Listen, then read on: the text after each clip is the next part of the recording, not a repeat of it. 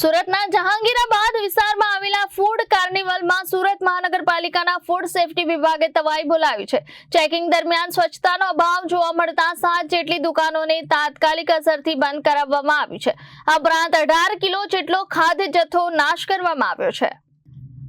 જહાંગીરાબાદના food કાર્નિવલમાં Surat મહાનગરપાલિકાના food safety વિભાગ દ્વારા ચેકિંગ હાથ ધરવામાં આવ્યું હતું। આ ચેકિંગ દરમિયાન અનેક દુકાનોમાં ખાદ્ય પદાર્થોનું વેચાણ કરતી વખતે સ્વચ્છતાના નિયમોનું પાલન ન થતું હોવાનું સામે આવ્યું હતું, જેના પગલે ફૂડ વિભાગે તાત્કાલિક કાર્યવાહી કરતા 7 દુકાન બંધ કરાવી હતી। બંધ કરાયેલી દુકાનોમાં જીયા ચાઇનીઝ, ગેલેક્સી એન્ટરપ્રાઇઝ, અસલી Punjabi, Sunday sandwich bar, Popeyes fancy dosa, Shri fast food અને સાઉથ કેફેનો સમાવેશ થાય છે। તપાસ દરમિયાન શ્રી ફાસ્ટ ફૂડ પાસે કોઈ પણ પ્રકારનું ફૂડ લાયસન્સ ન હોવાનું પણ સામે આવ્યું હતું। ફૂડ વિભાગ દ્વારા તમામ 7 સંસ્થાઓને નોટિસ ફટકારવામાં આવી છે।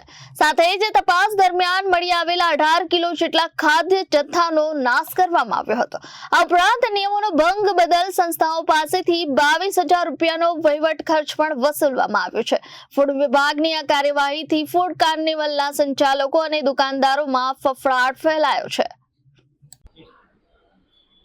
Food gear number food safety officer Surat महानगरपालिका माननीय आरोग्य अधिकारी साहेबनी सीधी सूचना मार्गदर्शन हेठળ તારીખ 17/8/2026 રોજ સુરત મહાનગરપાલિકાના આરોગ્ય વિભાગ અને ફૂડ વિભાગ દ્વારા સંયુક્ત એક ઓપરેશન હાથ ધરવામાં આવેલ, જેમાં the food carnival food court Vanakara Jahangirpura વિસ્તારમાં આવેલ ફૂડ કોર્ટની સઘન તપાસ હાથ ધરવામાં આવેલ। આ ફૂડ કોર્ટમાં કુલ 7 સંસ્થાઓ હતી। સાથે 7 સંસ્થાઓને સ્વચ્છતા અને સાફ સફાઈના ધારાધોરણોનું પાલન કરતા ન હોવાથી તેમને હાલ તેમનો ધંધો બંધ કરી સાફ સફાઈ કરી પૂર્વ મંજૂરી સંસ્થાઓ ચાલુ કરવા માટે સૂચના આપવામાં આવી છે। તેઓને નોટિસ આપવામાં આવી છે, તેમજ તેમની પાસેથી 22,000 જેટલો વહીવટી ભથ્થોનો ખર્ચ પણ વસૂલ કરવામાં આવેલ છે।